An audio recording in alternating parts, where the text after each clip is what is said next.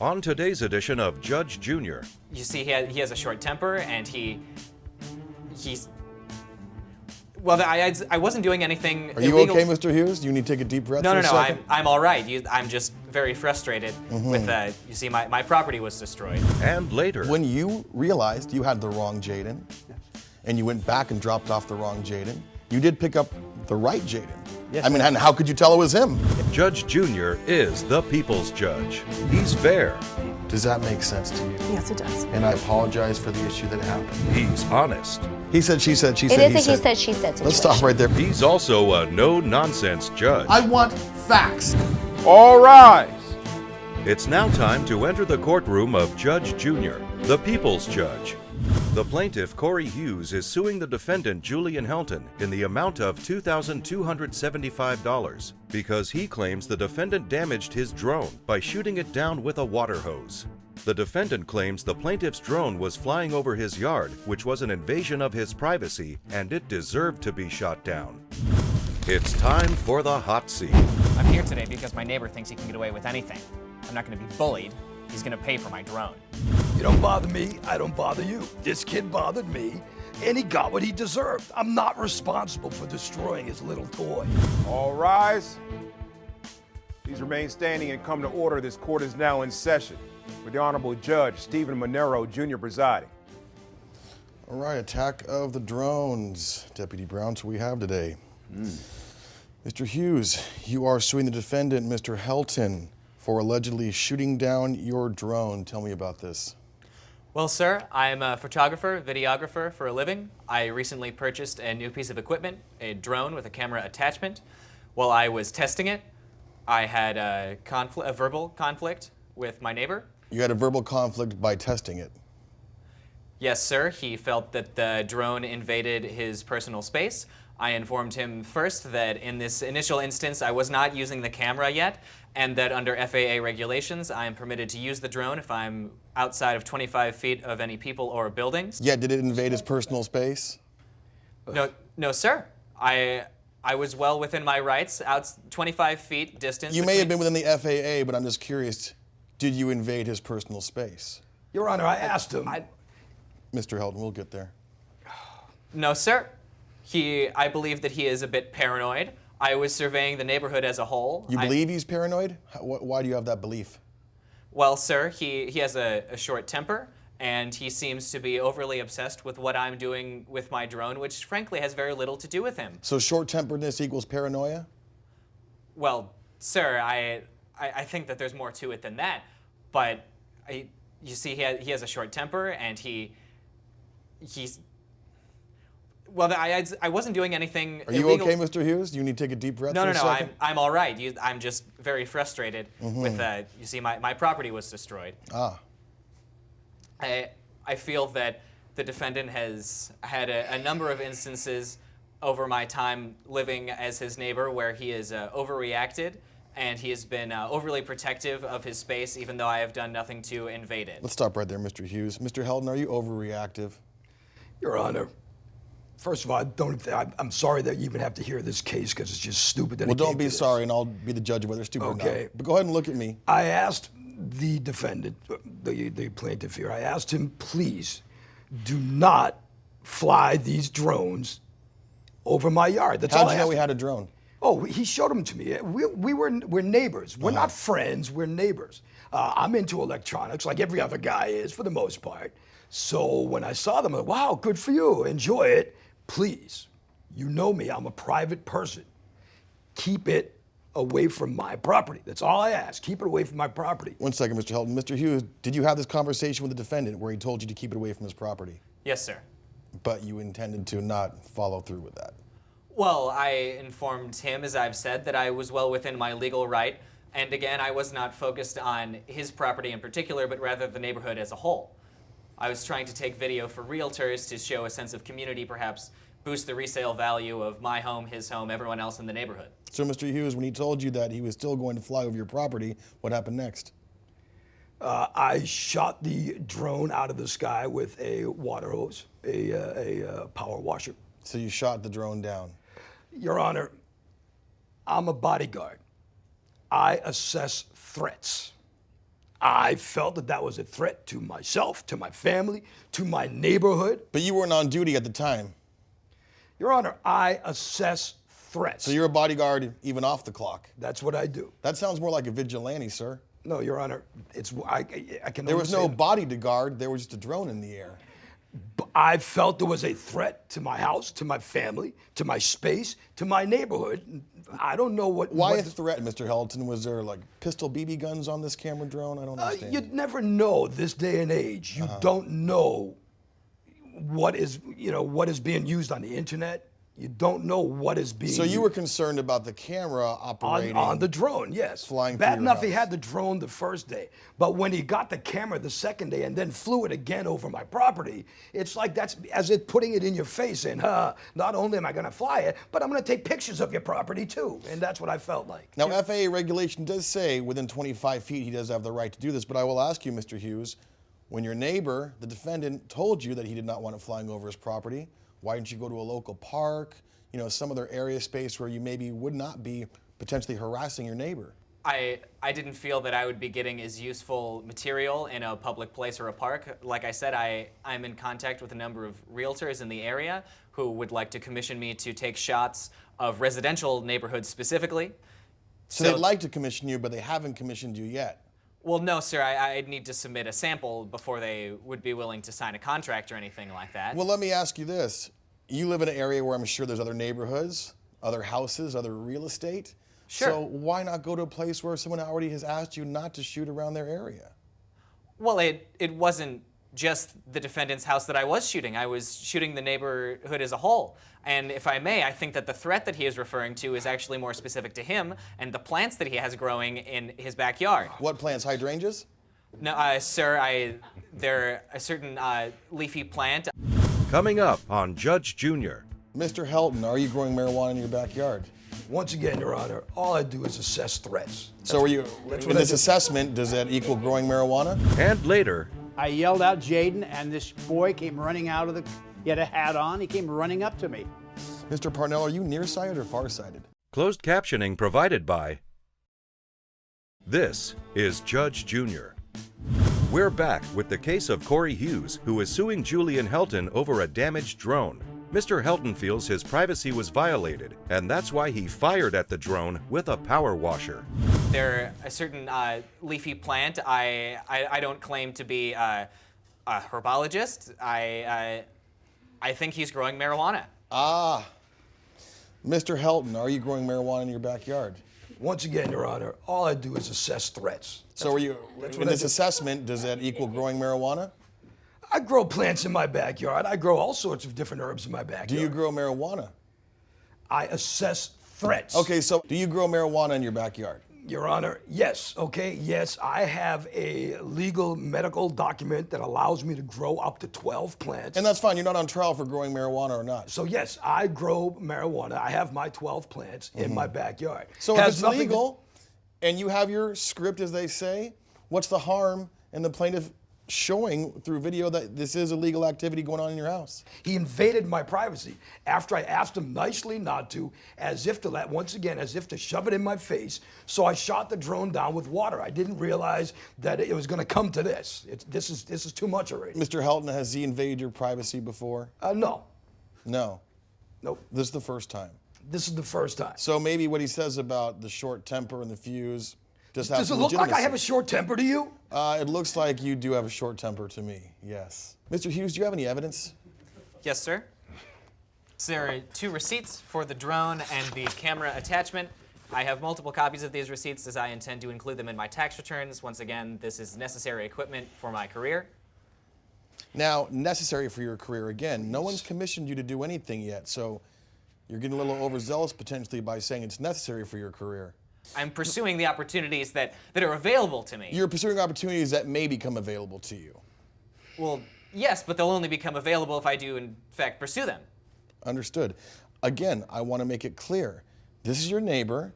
We sadly don't have a very specific law for a good neighbor policy, but a good neighbor policy would be if a neighbor asks you not to fly your camera drone over his property, not to invade his property, that you would decide not to do that and keep an amicable situation going with your neighbor. Why is that such an issue? Sir, I only mean to take... I'm not sure what you mean to do. Let's stop right there. Mr. Helton, I want to make something clear to you. Yes, sir. While you're at work, being a bodyguard as you are, you know, your job is to assess threats. Yes. Your job is to make sure the situation is safe, make sure no harm has come to whoever you were bodyguarding at the time. And I understand how that can carry over in your personal life. But the matter of fact is, you're not a bodyguard when you're off the clock. You're just Mr. Helton, and that's fine. But you can't take the same actions or course of actions that you would maybe if you were being hired to protect somebody or something. As you claimed, you're not doing anything illegal. You have a script for the marijuana, so there really is no issue there. And we can't have you going around like Charles Bronson shooting everything out of the sky that you decide is invading your privacy, because by FAA law, he was not invading your privacy. And that's just a matter of fact. So my judgment is for the plaintiff, and this case is closed. Judge Junior has ruled in favor of the plaintiff. The defendant is ordered to pay $2,275. I may have lost the case, but it's all good, because you know what? I poked that peeping Tom's eye out. I'm really excited that the judge saw it my way. You know, it helps to know the law. I knew I was well within my rights. He saw it the same way, and now I can't wait to get back to flying my drone. Still to come. Have you ever seen your grandchild before this date and time? I've seen him quickly from the front. Quickly, introduced does he himself. run by you and say, "Hi, Grandpa," and is Well, going like that? This is Judge Junior. The plaintiff, Monica Salvo, is suing the defendant, Ken Parnell, in the amount of $7,500 for emotional stress because the defendant thought her son was his grandson when he picked the boy up from school. The defendant says it's an honest mistake. He simply grabbed the wrong kid. It's time for the hot seat. I don't care how old he is, how blind he is, he took my son, and he needs to compensate us. Yeah, maybe it was a senior mistake, but I didn't hurt anyone. I took the wrong kid to get some candy. Probably a good lesson for the whole family. All right, Miss Salvo, you're suing Mr. Parnell for $7,500 because he picked up the wrong Jaden from school. Tell me about it. I got a phone call from the daycare saying that my son did not arrive and that they were concerned he was missing. So I drove over to the school and I found out he was not there. Where were you? I was doing my part-time job. So you left your job to go? I left my job that's why we do the daycare, the after-school program, because I don't get out in time to go ahead and get him. So we do the after-school program. But in any case, what wound up happening is that this man, Mr. Parnell, took my child. And he says it was an accident, but when you do those things, it's extremely scary and traumatic for a child that's 6 years old. And so what had happened is he got out of school and then he came up to him, he grabbed his hand and said, "Jaden, your mom wanted me to pick you up." And so my son was confused but thought, okay, he knows my name. He said, "My mom wanted me to pick him up. I thought I was going to after school, but I guess I should follow him." And so he went and did that, and he took him to what I found out later was a candy store. So Mr. Parnell, you're saying intentionally took your child? Well, he went up to my child and said, "Jaden, my mother told me to pick you up today." My grabbed mother? his hand. I'm sorry? His mother told him? That's what he told my son. He said, "Your mother told me to pick you up, and so I'm taking you." And so he thought, okay, that's strange. She didn't tell me about this, but okay, he knows my name. And he grabbed my hand and took her into the car. And so he went along, and then he took him to a candy store. And that's when Jaden said, "Wait a second." He's like, "I'm not allowed to eat candy. It's not good for my body." Did he tell this to Mr. Parnell? Yes, he did. He said, "I'm not allowed to eat candy. My mom says I can't have it because he has an allergic reaction." And so it was at that point that I think Mr. Parnell realized, wait a second, this is not the right trial. So what exactly of some happened? kind. Did he take him away far off after that? So he took however long it took. I don't know where this candy store was, but then he showed up at the school and the daycare center at 3:30. He didn't talk to anyone. My kid, because I was standing there, I had called the police at that point, and my kid So bottom line is at running up to me. 3:30, your kid comes running up to you. You didn't see Mr. Parnell. He just turned and walked. He basically drove up. My kid ran out, and then he drove off. And I'm like, what just happened? Okay, let's stop right there. So, Mr. Parnell, you dropped the mistaken Jaden off and you just drove off. You didn't pick up the real Jaden? No, of course I did. So tell me what happened.